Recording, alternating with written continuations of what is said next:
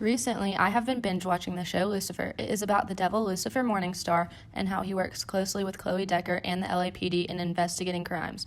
On this episode, a body has been identified at the crime scene, and it is Erwin Scoville. He was tragically murdered by strangulation. Upon further investigation, we found a hair fragment, and there are 4 possible suspects that have been identified, 2 of which work with the LAPD. They are Chloe Decker, Lucifer Morningstar, Penelope Decker, and Mazikeen. We will be using VNTR, which stands for Variable Number of Tandem Repeats, to help us identify who left their DNA at the crime scene through amplifying the DNA to create a DNA fingerprint. This will be large enough for us to see, and we will run it on gel electrophoresis. These will allow us to take a closer look at the DNA segment and find the allele. Different alleles have different lengths because they have different numbers of copies of a short repeated DNA sequence. Because VNTRs are polymorphic, meaning they have many variants, they are found to be very useful in forensics. If we take a DNA sample from the victim and each of the suspects and amplify it at 2 different identified VNTR loci and run them on separate gels to create DNA fingerprints, we will get this outcome displayed. Gel electrophoresis is where we load DNA into the negative pole, turn it on, and the DNA will migrate towards the positive pole. Smaller fragments of the DNA migrate faster than larger fragments, and their sizes can be determined based on comparing how far they have moved down the gel.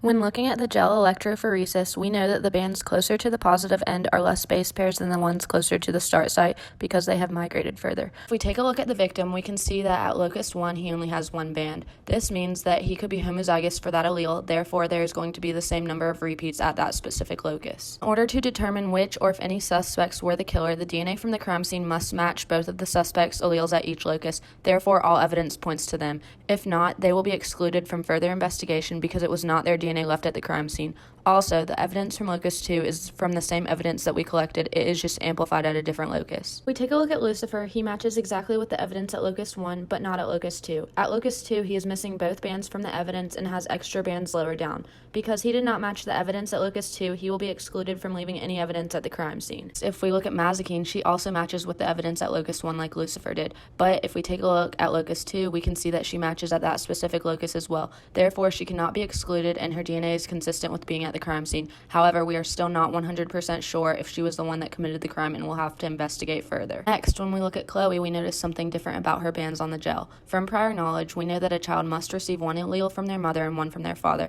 It is difficult because her father is not included in the suspects list, but we can conclude that her mother is somewhere on it. At each locus, 1 of her bands matches perfectly with respect to Penelope's bands. From this information, we can determine that Penelope is Chloe's mother. If we compare her DNA sample to that of the hair sample found at the crime scene, we can see that she is not consistent with matching the evidence at both loci. This means that we can exclude her from leaving any evidence at the crime scene. Lastly, when we take a look at Penelope, we have confirmed that she is actually Chloe's mother through investigating further. We can see that for locus 1, her bands are not consistent in matching the evidence. However, at locus 2, her bands match perfectly. But since her DNA is not consistent with the evidence at both loci, she will be excluded from leaving any DNA at the crime scene.